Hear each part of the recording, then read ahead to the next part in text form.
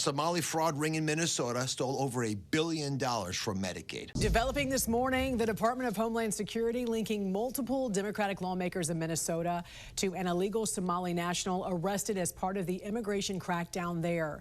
Abdul Dahir Ibrahim entered the U.S. in 1995 after being deported from Canada, where he was charged with welfare and asylum fraud.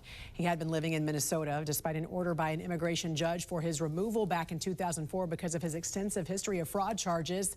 He was finally arrested by ICE agents last week. DHS did post these pictures online of Ibrahim with multiple Democrats they say have allowed him to keep living in the U.S. under sanctuary policies, including failed Minneapolis mayoral candidate Omar Fattah, Congresswoman Ilhan Omar, and Governor Tim Walz.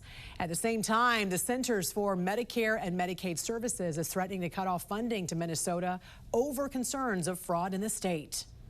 It's true. A Somali fraud ring in Minnesota stole over $1 billion from Medicaid. How did this happen?